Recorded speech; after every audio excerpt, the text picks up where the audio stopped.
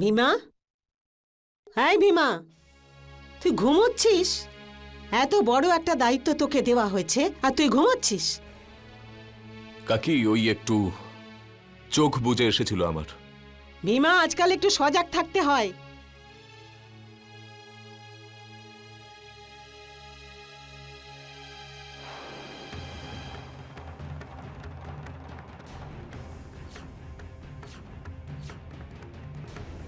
আরে, আমার আসল মুক্তোর হাড় কোথায় গেল? কাকি এখানেই থাকবে। আরে, আমার সর্বনাশ হয়ে গেল, সব কিছু বরবাদ হয়ে গেল।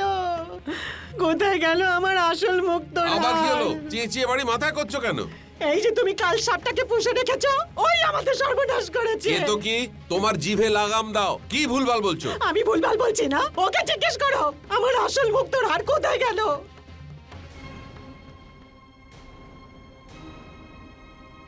ভীমা, হরি কাকা এখানেই কোথাও থাকবে। এখানে তো সারা রাত কেউ আসেও নি। আরে, আমি তো প্রথম থেকেই বলতাম ও একটা ঠক, ও একটা ঠক, কিন্তু আমার কথা কে শোনে? হে ভগবান, আমি এখন কি করব? আমার আসল মুক্তোর হাড় চুরি হয়ে গেছে। যেদিন থেকে হরিকাকার দোকানে তুই এসেছিস সেদিন থেকে আমাদের ব্যবসা নষ্ট হয়ে গেছে। কোনো খরিদ্দার আমাদের দোকানে আসে না।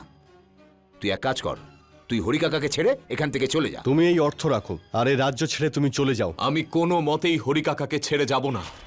এর থেকে ভালো সুযোগ পাবো না এই ভীমার সাথে সব হিসেব মিটিয়ে নেওয়ার। হ্যাঁ, এ তো চুরির ব্যাপার। তাহলে তো কোতোয়ালকে খবর দিতে হবে। আরে না না ভাই, একটু দাঁড়াও। ভীমা চুরি করতেই পারে না। খুঁজে দেখো, এখানেই কোথাও আছে। আমার মুক্তোর হাড় চুরি হয়ে গেল, আমার সর্বনাশ হয়ে গেল। আমি এখন কি করব? কোথা থেকে নিয়ে আসবো আমি আসল মুক্তোর হাড়?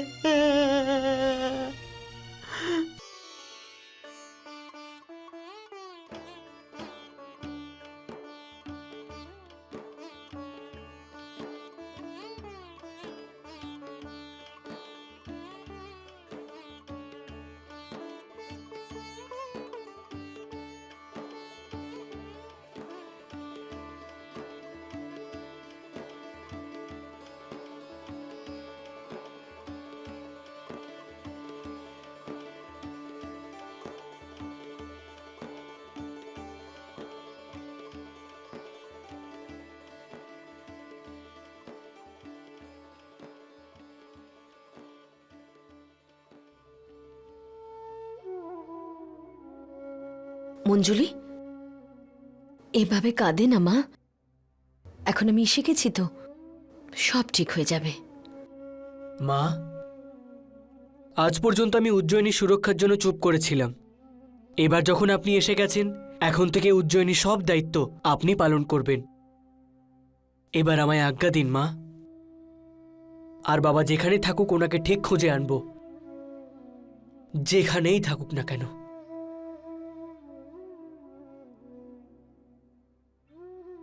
আদিত্য, তুমি যদি এই কথাটা আমাকে আগে বলতে, আমি অবশ্যই তোমায় আজ্ঞা দিতাম। কিন্তু এখন তুমি যুবরাজ, আমি তোমায় কোথাও যেতে দিতে পারি না। তুমি চিন্তা করো না।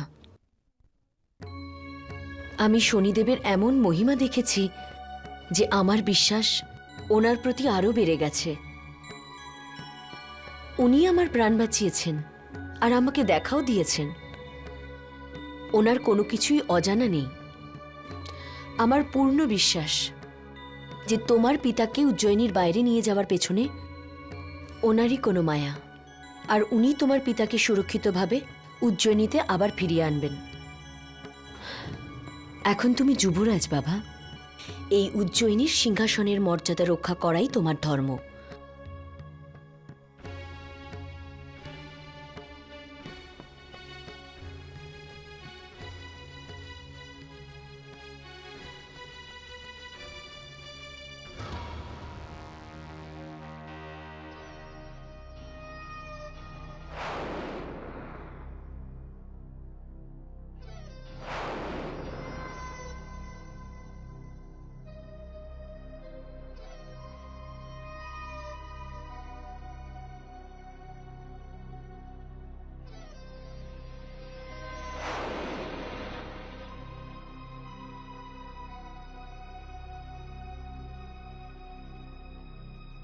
নিয়ে যাও।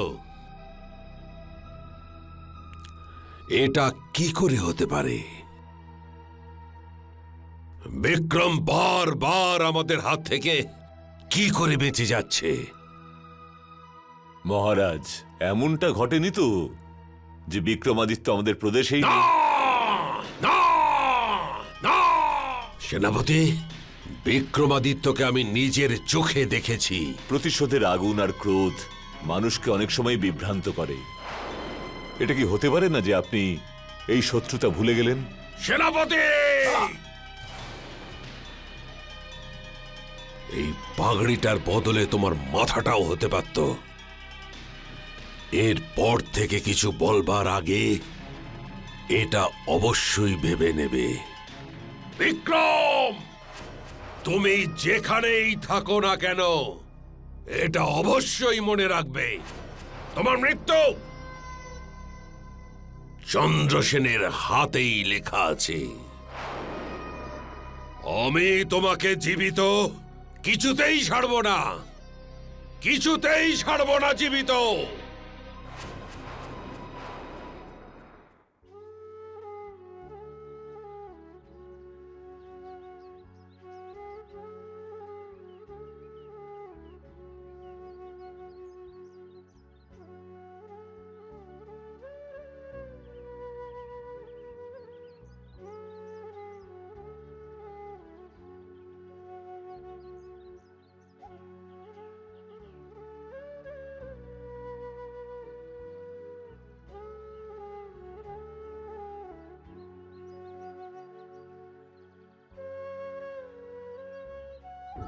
ভীমা,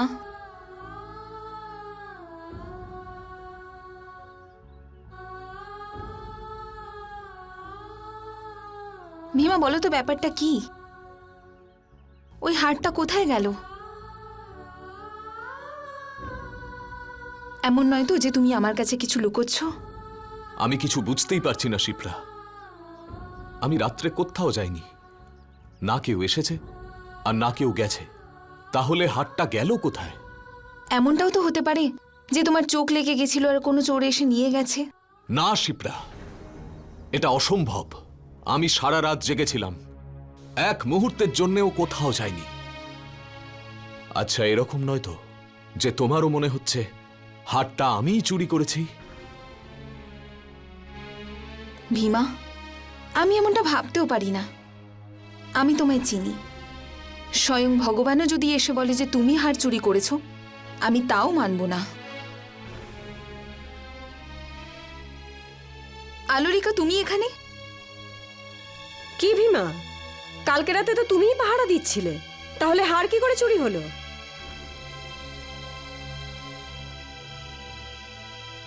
ভীমা হারটা চুরি করেনি। আমি জানি ও নিজের ধর্মকে খুবই মানে, ও কোনো চুরি করেনি। কিন্তু হ্যাঁ, হার খুঁজে পাওয়া যাচ্ছে না। চুরি যেই করে থাকুক, শুলে কিন্তু তুমিই চড়বে, আর এটা আমি তোমায় কথা দিলাম।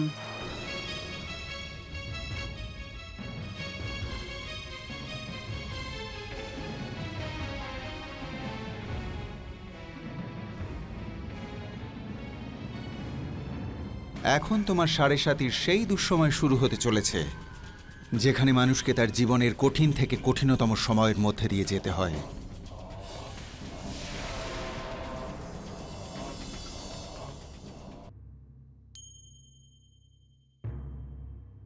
কোতোয়াল বাবু,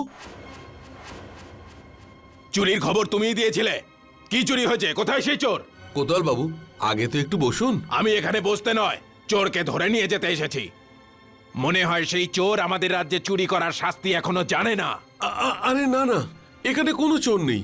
আসলে আমার বাড়িতে একটু ভুল বোঝাবুঝির জন্য। পারিবারিক ভুল বোঝাবুঝি? তাহলে আমাদেরকে ডেকেছো কেন? আমাদেরকে অকারণে ডাকার শাস্তি জানো তো?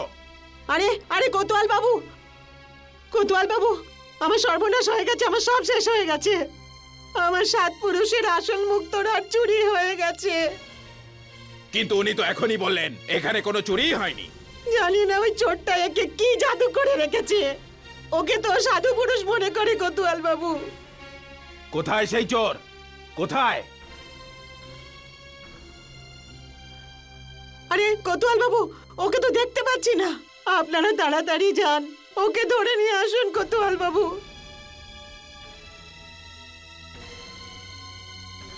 আরে কেতকী, চিন্তা করো না, হার পেয়ে যাবে। আমার হার। ভীমা, তুমি এখান থেকে চলে যাও। হার চুরি হয়ে গেছে বলে কাকিমা পাগল হয়ে গেছেন। আর আলোরিকা, ও তো তোমার জন্যে পাগল। প্রতিবেশীরাও তোমার ওপর রেগে আছে, সেনাপতিরাও এসেছিল।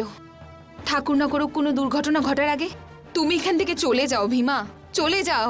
না শিপ্রা, আমি কোথাও যাব না।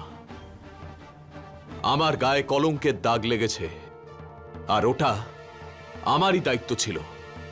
ওই দিন আমি তো পাহারায় ছিলাম। যদি হাটটা হারিয়ে যায় তাহলে তাতে আমারই দোষ। এবার আমি আমার দায়িত্ব ছেড়ে কোথাও পালাবো না। ভীমা, তুমি এটা কি বলছো? শিপ্রা, তুমি আমাকে নিয়ে চিন্তা করো না।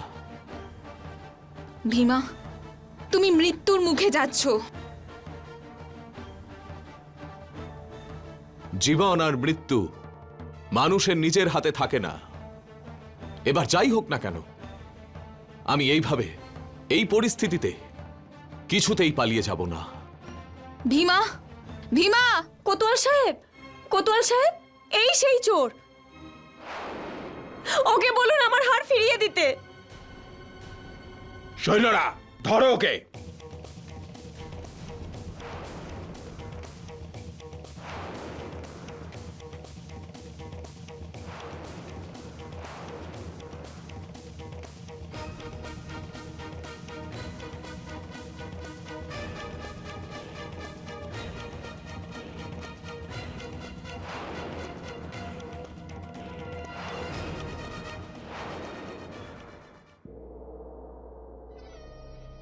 কে এই ব্যক্তি? মহারাজ, ও নিজের ভাইকে হত্যা করেছে। না মহারাজ, এসব মিথ্যে। আমি আমার ভাইকে খুন করিনি, ওটা একটা দুর্ঘটনা ছিল। এটা হত্যা ছিল না দুর্ঘটনা, তার বিচার আমি করব। তুমি পুরো ঘটনা বলো। আমাদের বাবা মারা যাওয়ার পরে ভাইদের মধ্যে ভাগ বাটোরা হয়। আমার ভাগের জমিতে একটা পুকুর পড়ে। আমি ওই পুকুরের মাছ বিক্রি করে নিজের সংসার চালাই। আমার ভাইও লুকিয়ে চুরিয়ে ওই পুকুরের মাছ চুরি করত। আমি ওকে অনেকবার বারণ করেছিলাম, কিন্তু ও আমার কথা শোনেনি। আর এই ব্যাপার নিয়ে আমাদের দুই ভাইয়ের ঝগড়া হয়, আর আমি পুকুরের পাড়ে ওকে ছেড়ে চলে আসি। তারপর ভাইয়ের পা পিছলে পুকুরের মধ্যে পড়ে গিয়ে ও মারা যায়। ওই পুকুরটা তোমারই ছিল, তাই না? তাহলে বিষয়টা একদম পরিষ্কার। এই ব্যক্তিকে এই মুহূর্তে ওই পুকুরে ফেলে দাও, আর ততক্ষণ ডুবিয়ে রাখো যতক্ষণে মৃত্যুর কাছে না পৌঁছায়। ঠিক আছে মহারাজ। না মহারাজ, এরকম করবেন না। নিয়ে যাও। মহারাজ আমার কথা শুনুন। মহারাজ, মহারাজ আমি ওকে মানিনি। মহারাজ, মহারাজ। আর কোনো মামলা? হ্যাঁ মহারাজ, এক ব্যক্তির ওপর চুরির অভিযোগ রয়েছে। হাজির করো। যথাজ্ঞা।